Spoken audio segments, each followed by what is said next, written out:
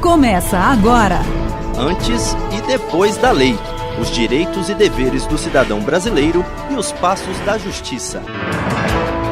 Está começando mais um Antes e Depois da Lei. No programa de hoje vamos falar sobre irrigação. Água, elemento fundamental para a sobrevivência humana. A presença dela é vida. No campo, na cidade, na produção de alimentos. É pela água que a lavoura ganha cor e força.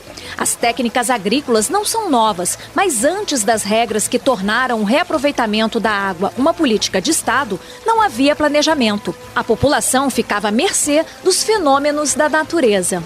E a água sendo um elemento vital, sem ela, nada existiria.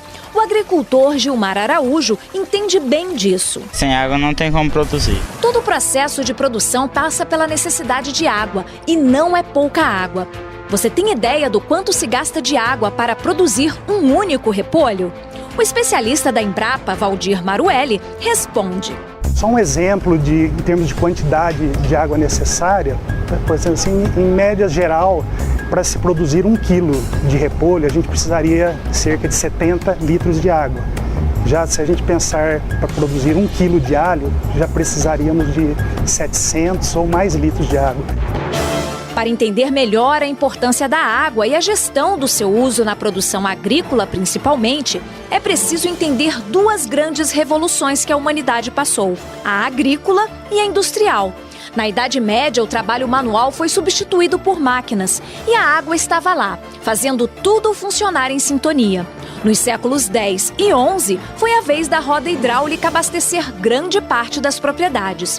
Nos séculos XIX e XX, o avanço industrial impulsionou o surgimento de novas técnicas, que permitiram construir sistemas mais eficazes. O diretor da Agência Reguladora de Águas, a ADASA, Diógenes Mortari, nos conta como era. Até 1900, a preocupação do Brasil com a água era com relação a rios navegáveis. Se tinha a legislação voltada ao pouco que se tinha, era com foco na questão da navegação. Aos poucos, a preocupação com a água foi aumentando. Era preciso algo que regulamentasse o uso. Por isso, para estabelecer o regime jurídico das águas no Brasil, foi criado em 1934 o Código das Águas, que levou a pesquisa a um novo patamar e o mundo a descobrir a agricultura brasileira. Em 1988, a Constituição Federal determinou uma política agrícola planejada com a participação do setor produtivo. Com isso, aumentaram os incentivos à produção tecnológica, eletrificação rural e irrigação sustentável. Caio Rocha, secretário de Desenvolvimento do Ministério da Agricultura, explica. A partir daí, e hoje já muito evoluído, hoje o país tem uma política agrícola, hoje anual, mas que está no plano do governo federal, está no plano do Ministério da Agricultura, que ela passe a evoluir, a ser plurianual. A Constituição abriu espaço para uma política nacional de gestão de águas, que veio em 1997, quando entrou em vigor a Lei 9.433, conhecida como a Lei das Águas. Com isso, a água passou a ser considerada um bem de domínio público e um recurso natural limitado. Diógenes Mortari, diretor da ADASA, explica a lei.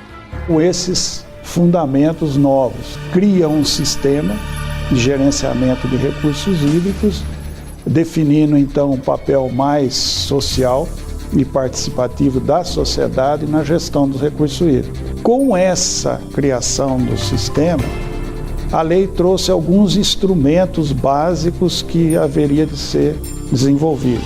Então, um deles é a outorga, outro é a questão do enquadramento dos rios para verificar a questão da qualidade, a necessidade do plano de recursos hídricos. Então, esses instrumentos estão em processo ainda. Foi a hora e a vez do trabalhador rural. Além de trazer uma nova gestão dos recursos hídricos, a lei proporcionou um uso mais sustentável da água de forma descentralizada e participativa. A 9433, ela trouxe a proposta dela, ela trouxe a sociedade para dentro da discussão, que é no Fórum dos Comitês. Discussão de muitos agricultores, como o seu Antônio Lopes, que tem uma grande preocupação.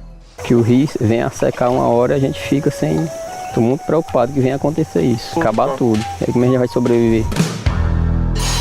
O Antes e Depois da Lei é um hiperprograma. Baixe agora o aplicativo pelo QR Code e tenha acesso às entrevistas na íntegra, às leis abordadas no programa e também conteúdos interativos. Você está ouvindo o Antes e Depois da Lei. Agora vamos para um breve intervalo. Não dá, né? Vamos conversar. Minuto da Conciliação. Conheça boas práticas. Concilie você também. Morador de Sobradinho, no Distrito Federal, Fábio Carvalho se envolveu em uma batida de carro. O rapaz, ele entrou na minha frente sem dar seta, sem nada. Eu acabei acertando a traseira dele. Quando eu bati na traseira dele, aí fui em delegacia, fazer ocorrência, esse negócio todo. Da Justiça Volante não foi, porque já era tarde. Aí foi pra conciliação. A conciliadora perguntou como é que foi. Ele argumentou que eu tinha batido na traseira.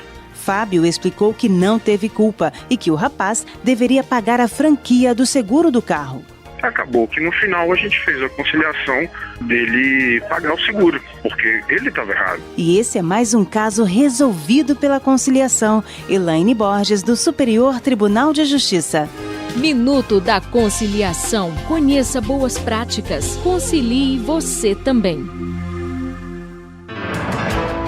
Eu sou Cristiane Meirelles e você está ouvindo o Antes e Depois da Lei, programa que mostra os avanços do Brasil por meio das decisões da Justiça brasileira. O Antes e Depois da Lei de hoje é sobre irrigação. O recurso natural mais abundante do planeta e fundamental para a sobrevivência dos seres humanos enfrenta uma crise de abastecimento. Uma projeção feita por especialistas indica que em 2025, pelo menos 2 bilhões de pessoas, 2 em cada 3 habitantes do planeta, serão de alguma forma afetados pela escassez. Diante de um problema mundial de abastecimento de água, autoridades de diversos países já estudam medidas para evitar futuras crises. Alain Bojanic, representante da ONU no Brasil, explica. O mundo do futuro, o Brasil do futuro, vai precisar de muita mais água do que temos. Então, para isso, a primeira questão é a utilização eficiente da água. Não? O conceito de eficiência é central para não ter desperdício, para ter tecnologias que aprimorem o uso, ter culturas que também sejam eficientes no uso da água. No Brasil foi sancionada em 2013 uma nova política nacional de irrigação para aumentar a produtividade no campo e reduzir a dependência dos efeitos climáticos, incentivando a ampliação da área irrigada no Brasil. Mas a nova política ainda aguarda regulamentação. Lineu Rodrigues, pesquisador da Embrapa, explica a importância da lei caminhar junto com a nova política. A lei, ela organiza, ela coloca as políticas, as diversas políticas conversando entre elas. Com isso você tem a política nacional de irrigação conversando com a política hídrica. E isso traz um benefício muito grande no sentido de organizar, indicar para onde ir, para onde crescer, o que precisa ser melhorado. Os produtores rurais tiveram acesso a novos sistemas de irrigação mais modernos, sustentáveis e que promovem o uso eficiente da água, porque o objetivo é não desperdiçar. Hélio Lopes, produtor rural da cidade de Braslândia, região administrativa do Distrito Federal, sentiu a necessidade de aderir a um sistema sustentável de irrigação, o da hidroponia. Hoje, Hélio usa 4 litros de água para produzir um pé de alface nesse sistema. Antes, ele gastava 25 litros de água. Só por você estar circulando e a água passando na raiz da planta, você não precisa irrigar toda a área. No sistema convencional, por aspersão ou por gotejamento, você tem que irrigar uma área maior. E nesse caso, a água fica circulando durante todo o ciclo da cultura. É uma economia de água comparado com outros sistemas. O agricultor explica que mesmo o sistema de hidroponia sustentável sendo mais caro que o convencional, vale a pena investir. Uma das desvantagens da hidroponia é o custo elevado, o inicial elevado. Então você tem que ter um gerador para começar, porque se faltar energia você vai ter problemas. E o sistema em si, as estufas, as bancadas, os perfis, é um sistema muito caro. Já barateou bastante. Hoje você já tem empresas que fornecem material pronto, antigamente você tinha que fazer, mas já barateou bastante. mas mesmo com um custo elevado, você ainda consegue ter uma rentabilidade boa no sistema. Com a mudança do clima na região, o sol e a falta de chuva estão afetando diretamente a barragem do Descoberto em Brasília, que abastece as lavouras de hélio. O reservatório também é responsável por mais da metade do abastecimento de água do Distrito Federal, que já está perto do limite. O coordenador da Agência Nacional das Águas, Antônio Domingues, explica.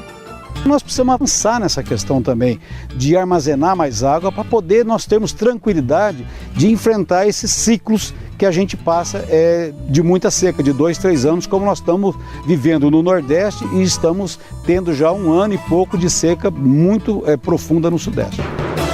Com ou sem crise de abastecimento de água, os produtores rurais como Hélio recomendam a adoção de uma irrigação sustentável. Eu acho que tem que buscar sistemas mais econômicos, né, porque a aspersão realmente gasta bem mais água e o sistema de folhosas no convencional se usa muito aspersão ainda. Né, então tem um gasto muito elevado comparado com o gotejamento e com a hidroponia. O Antes e Depois da Lei é um hiperprograma. Baixe agora o aplicativo pelo QR Code e tenha acesso às entrevistas na íntegra, às leis abordadas no programa e também conteúdos interativos. Esse foi o Antes e Depois da Lei de hoje, sobre irrigação. Participe do programa, mande seu e-mail sobre a lei que você gostaria de conhecer. O endereço é antesedepoisdalei@stj.jus.br. Eu espero a sua sugestão. Semana que vem, a gente tá de volta. Obrigada pela sua companhia e até lá!